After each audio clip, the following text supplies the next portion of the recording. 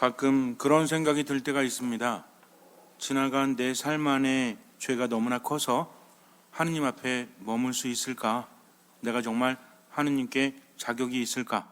라는 생각이 들 때가 있습니다. 여기에서 어떤 선택을 하느냐가 중요하죠. 믿음이라는 것은 기본적으로 예수님의 말씀을 받아들이는 것입니다. 무조건 맡기고 아무것도 판단하지 않고 그저 주님의 말씀에 따라서 지금을 살아가는 거죠. 지나간 내 삶이 나를 짓누른다고 할지라도, 그 죄의 무게가 나를 힘들게 할지라도 모든 죄를 주님께서 없애주셨다. 그래서 예수님은 누구시죠? 하느님의 어린 양, 세상의 죄를 없애시는 분. 그래서 믿어야 합니다. 죄의식을 갖는다는 것은 지나간 날을 반성하면서 지금을 하느님의 뜻대로 살아간다면 좋은 것이지만, 그냥 대책 없이 지난 날의 잘못에 짓눌려 사는 것은, 이것은 다시 한번 하느님을 배반하는 거죠. 그러니까 죄의식은 우리에게 아무것도 주지 않습니다. 만약에 내가 죄가 있다면 하느님의 말씀에 따라서 지금을 살아가면 돼요.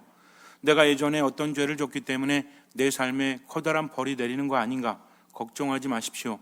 만약에 내가 죄를 지었고 지금 뉘우치고 하느님 안에 머무는데도 그 죄가 벌로 이어진다면 예수님께서는 우리를 위해서 당신의 피를 주실 이유가 없기 때문입니다.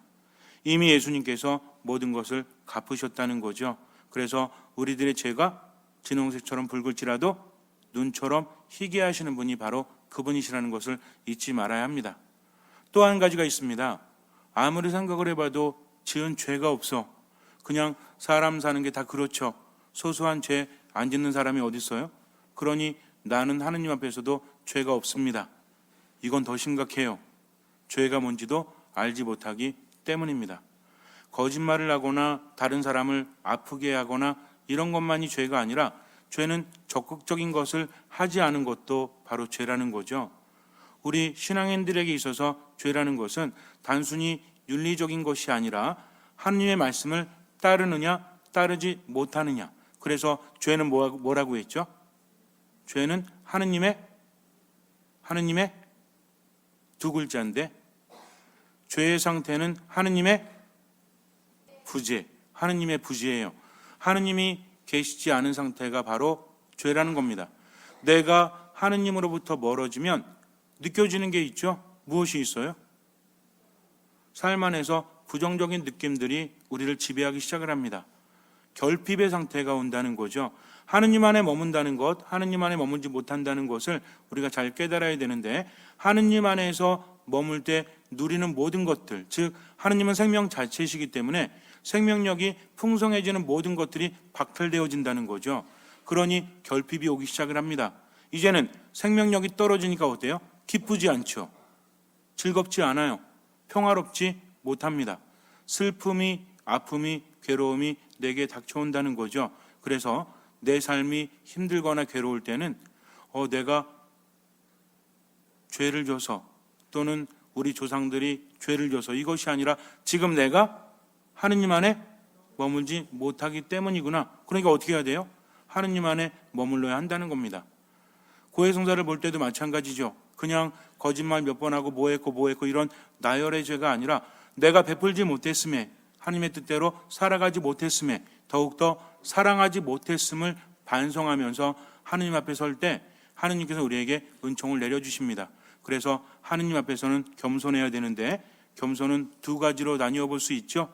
물론 여러 가지로 더 나눠볼 수 있지만, 오늘 이야기 주제 안에서는 겸손이란 무엇이다? 너무 내 안에 있는 슬픔이나 죄나 이런 거에 눌리지 않는다. 걱정하지 마라. 두려워하지 마라. 내가 너와 항상 함께 하겠다라고 예수님께서 말씀하셨으니까, 그분을 믿고 지금은 어떻게 살아가요? 행복하게, 즐겁게, 가볍게 살아가면 돼요. 또 하나는 무엇입니까? 하나님의 뜻대로 살지 못했으면서도 마치 아무런 죄도 없는 것처럼 그렇게 살아가면 안 된다는 거죠. 그래서 겸손이라는 것은 결국 무엇이다? 잘난 체도 아니고 너무 못난 체도 아니고, 겸손의 중심에는 무엇이 있다? 하느님 말씀을 듣고 따르는 것. 이것이 빠지면 겸손이 아니라는 겁니다. 그러면 내가 행복하기 위해서는 어떻게 하면 돼요? 행복하기 위해서는 구체적으로 하느님의 말씀을 듣고 온전히 맡기고 그 안에 머물면 돼요. 그것을 실천하면 된다는 겁니다. 그러기 위해서는 말씀을 묵상하고 하느님 안에 머무는 사람의 특징이 뭐냐면 어떤 열매를 맺죠? 사랑의 열매를 맺는다는 것입니다. 그러면 사랑의 열매를 맺는다는 것은 나는 힘들어 죽겠는데 내게 사랑을 받는 사람만 행복한 겁니까? 그게 아니라는 거죠. 열매가 맺어지는 것을 잘 한번 생각해 보세요. 어떤 나무가 열매를 맺는다고 한다면 이미 그 나무는 양분이 충분하다는 겁니다. 그러니까 내가 사랑의 열매를 억지로 맺을 수 있는 것이 아니라 내 상태는 너무나 좋으니까 그 결과로 사랑의 열매, 즉 베품의 열매가 주어진다는 거죠. 베푼다는 것을 억지로 아까우니까 그저 나중에 천국 가기 위해서 하기 싫은데 억지로 베푸는 것이 아니라 베푸는 것이 얼마나 좋은 것인지를, 베푼다는 것이 우리 삶을 얼마나 윤택하게 하는지를 깨닫기 때문에 그렇게 한다는 거죠. 어떤 의사 선생님이 말씀하셨어요. 사람의 몸은 참으로 신기합니다. 우리에게 많은 가르침을 줘요. 그게 무슨 말씀이십니까? 그랬더니 그분이 말씀하시기를 인간의 몸은요, 우선 섭취를 해야 되는데 너무 많이 섭취하면 안 된대요. 어느 정도 섭취하면 그 이상은 어떻게 해야 돼? 배출을 해야 한다고 합니다. 그러니까 좋은 거 잔뜩 먹고 그런 거 있잖아요. 뭐 산삼 먹고 노루피 먹고 뭐 먹고 뱀탕 먹고 그리고 여러 가지 약재 먹고 몸의 건강을 위해서 그렇게 먹지만 몸에 필요한 이상은 내가 살아가는데 도움을 주는 것이 아니라 언제 이게 약효를 발휘한다? 죽을 때. 죽어야 되는데 안 넘어가. 뭐가 안 넘어가? 숨이 안 넘어가. 꼴까딱. 그러니까 결국은 건강하려고 먹은 약들이 나를 더 힘들게 한다는 거죠. 그런데 운동하면서 땀을 흘리고 그리고 뭔가 자꾸만 내보내면 사람은 충분히 건강하다고 합니다. 이렇게 만드셨다는 거죠. 그런데 사람들은 역행하고 있죠. 더 가지려고 그래요. 더 내놓지 않습니다. 그러니까 눈에 보이는 건 쌓여갈지 모르겠지만 뭐는 점점 힘들어져? 마음은 힘들어지고 영혼도 힘들어져요. 그러니까 현대를 살아가는 우리들은 먹을 게 없어서 힘든 것이 아니라 먹을 거는 있는데 뭐가 힘들어? 마음이 힘들어. 눈에 보이지 않는 마음이 우울하고 화가 나고 짜증나고 슬프고, 짜증날 땐 짜장면이 아니죠. 짜증날 때는 뭐를? 자선을. 슬퍼질 때도 자선을 베풀지 않으면 절대로 행복할 수 없기 때문입니다. 하느님의 말씀을 묵상한다고 하면서도 그것을 실천하지 않으니까 성경 잘 몰라도 돼요. 그런데 예수님께서 우리에게 하시는 말씀은 아주 간단하죠. 무엇입니까? 너희는 서로 사랑하여라. 사랑은 기본적으로 무엇이다? 주는 거다. 베푸는 거다. 그저 마음으로 사랑하고 내가 널 위해서 기도해 줄게. 어떤 사람이 굶고 있는데 옆에 가서 기도할 테니까 힘내세요. 화이팅! 이러면 돼요, 안 돼요? 먹을 걸 줘야죠. 무슨 화이팅이야. 목마른 사람한테 가서 힘내라고 아무리 위로해도 이 사람에게 뭐가 필요해요? 마실 것이 필요하죠. 그러니까 내게 먹을 것이 있다면 그 사람에게 주어야 합니다. 내게 마실 것이 있다면 주어야 한다는 거죠. 아주 단순해요. 내가 충분히 갖고 있으면서도 주지 않는다면 우리는 죄를 짓는 겁니다. 이것이 마지막 날의 심판과 이어진다는 거죠.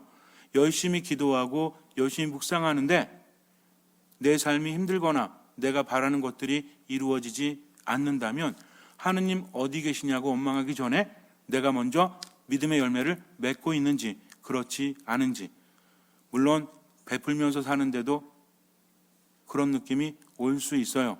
그거는 진정한 베품이 아니기 때문입니다. 억지로 베푸는 거죠. 그냥 나한테 별로 쓸모없는 거, 이런 것들을 베푼다는 겁니다. 그래서 베푸는 건 어느 정도까지 베풀어야 돼? 아까울 때까지. 근데 이 아까운 게 사람마다 다르죠? 조금 해도 아까운 거 있죠? 이거 말고 정말 내가 이거 고민될 때까지, 이거 주면 내가 살 수 있나? 라고 고민될 때까지 베풀었다면 분명히 그 사람에게는 하느님의 은총이 이 세상 삶 안에서도 주어질 겁니다. 근데 이 기준은 어디에 있냐면 하느님께서 하시고 또 누가 알아요? 내가 알아요. 내 안에 있는 양심에 따라서 베풀면서 살아가면 됩니다.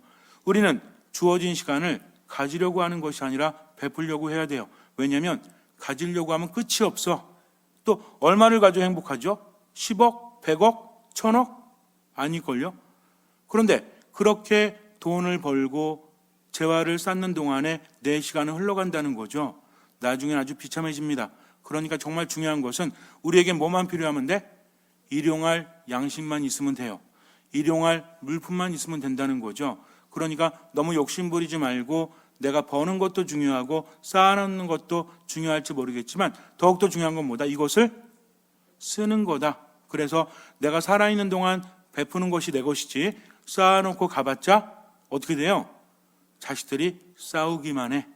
그것이 자식들에게 독이 될 수도 있어요. 그런데 내가 재산을 자식들에게 물려줄 때도 어떻게 하면 그들에게 도움이 되는지 아십니까? 돈만 물려주는 것이 아니라 돈을 어떻게 사용하는지, 어떻게 사용하면 돼요? 베풀면서 사용하는 것을 물려준다면 자식들은 분명히 부모에게 효도합니다. 그리고 가치 있는 인생을 살아간다는 거죠. 다시 한번 생각해 보세요. 예수님께서 말씀하십니다. 적군이 쳐들어올 때는 우선은 내가 가지고 있는 군사를 가지고 이길 수 있는가 가늠해봐라. 그리고 이기지 못하면 어떻게 해라? 지금 가서 화평을 청해라. 왜? 싸우기 전에 싸우다가 이거 아닌 것 같아. 잠깐 타임 우리 휴전합시다. 그러면 상대방이 어떻게 할 것 같아요? 웃기네. 그럴지도 몰라요. 이미 싸움이 진행되면 멈출 수 없어요. 그러니까 생각해 보라는 거죠. 우리 인생도 마찬가지입니다. 견적을 내보는 거죠. 내가 이렇게 계속 돈을 추구해서 행복할 수 있을까? 내가 지금 이렇게 해서 행복할 수 있을까를 지성과 마음으로 한번 생각해 보세요. 그리고 아니라면 어떻게 해야 돼요? 빨리 방향을 바꿔야 합니다. 뭐 하면 돼요? 베풀면 돼요. 베풀면 그때부터 행복해지기 때문입니다. 그럼 베푸면 왜 행복하죠? 이러시면 안 돼요. 이러면 베푸는 게 아깝거든. 그런데 베푸는 만큼 그 자리를 누가 차지하니까? 하느님께서 차지하시기 때문입니다. 아까 말씀드렸죠? 하느님은 생명이요, 하느님은 기쁨이요, 하느님은 즐거움이요, 하느님은 긍정적인 거예요. 그러니까 내가 하느님의 말씀을 따라서 베풀다 보니까 만들어진 대로 살다 보니까 어때? 모든 것들이 하느님 안에서 생기가 넘쳐 흐른다는 거죠. 이사야 예언자는 말합니다. 인간의 삶이 무엇이다? 인간의 삶은 별 의미가 없다. 그래서 인간은 들풀과 같다. 인간의 부귀는 뭐와 같다? 들꽃과 같다. 사막에 광야에 풀이 나 있어요. 사막에 꽃이 피어 있습니다. 우리나라 산천하고는 달라요. 그런데 사막에 뜨거운 바람이 불면 그 꽃이 어떻게 될 것 같아요? 시들어 죽어버리죠. 또 들풀은 어떻게 될 것 같아요? 시들어 죽어버립니다. 아무것도 아니라는 거죠. 그러나 무엇은 영원하다? 하느님의 말씀은 영원하다라고 합니다. 그래서 우리는 그 말씀에 따라서 다른 것들을 그분의 뜻대로 베풀면서 살아가는 거죠. 다시 한번 생각해 보세요. 정말 내가 인생을 살아갈 때 베푸는 것이 과연 어떤 의미인지를 그저 아깝고 그저 싫고 이것일까요? 그런데 베풀어 본 사람은 알아요. 그래서 여러 의사들이 말하고 전문가들이 말할 때 사람이 행복해지기 위해서는 어느 정도 인생을 살아갔을 때는 이제는 내가 나를 채워가는 그런 인생이 아니라 비워가는 인생, 즉 어떤 돈을 벌기 위한 직업이 아니라 다른 사람들을 위한 봉사를 하는 사람들이 행복도가 높고 또 건강도 좋다는 거죠. 여러분들 앞으로 몇 살까지 사셔야 돼? 한 120살까지는 사셔야죠. 그런데 내 것만 챙기고 내 것만 먹고 돈만 벌면 120살 살긴 살아. 근데 어떻게 살아? 어떻게 살아요? 한 40년은? 말 안 할래요. 40년은 생기가 다 떨어져가지고 비참하게 살아가요. 그러나 그렇지 않은 사람들은 하느님 안에 오면서 하느님만 바라보는 사람, 젊은이들도 지쳐요. 젊은이들, 청년들도 피곤해집니다. 그러나 어떤 사람은 지치지 않죠? 누구를 바라는 사람? 하느님을 바라는 사람은 지치지 않아요. 새 힘이 돋습니다. 그리고 독수리 날개치듯 위로 올라가죠. 이렇게 늘 생기로 가득 차 있다는 거죠. 다시 한번 생각해 보세요. 우리가 바꾸지 못할 것이 있습니다. 아무리 돈이 많아도 아무리 가진 것이 많아도 무엇과는 바꿀 수 없죠. 자신의 목숨과는 바꿀 수 없어요. 내가 생명력이 가득하면 적은 돈을 가지고도 행복할 수 있어요. 그러나 생명력이 없으면 아무리 많은 돈이 있어도 행복할 수 없다는 겁니다. 참으로 지혜로운 사람이 되세요. 이런 말씀을 받아들이는 사람들이 세상 사람들이 볼 때는 어리석어 보여요. 그러나 정말 지혜로운 사람들입니다. 하지만 스스로 지혜롭다고 하는 사람들은 소유를 쫓다가 나중에 절망 속에서 후회하게 되지만 돌이킬 수 없다라는 거죠. 다시 한번 생각해 보세요. 그래서 베푼다는 것은 억지로 왁주라는 것이 아니라 그 의미를 알고 한다는 거죠. 예수님 늘 말씀하시잖아요. 하나님 나라는 어떻게 비유할 수 있을까? 하나님 나라의 값은 얼만큼이죠? 하나님 나라의 값을 우리가 말할 수 있다면 무엇이라고 말할 수 있죠? 얼마라고 말할 수는 없지만 하나님 나라의 값은 각자 다르죠? 그러니까 뭐라고 말할 수 있어요? 두 글자. 그럼 제가 첫 글자 알려드릴게요.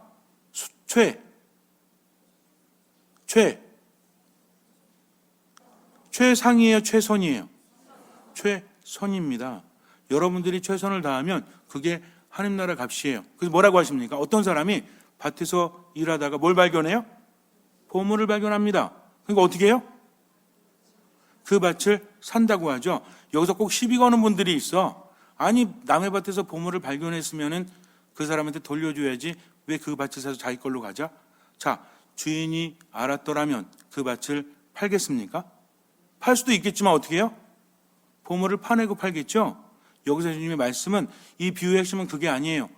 밭에 보물이 있다는 것을 주인이 모른다면 그 사람의 것이 아니라는 거죠. 실제로 이스라엘 사람들은 유배를 떠날 때 지금처럼 뭐 은행이 없죠. 그리고 전쟁 때 무슨 은행이야. 그러니까 어떻게 해요?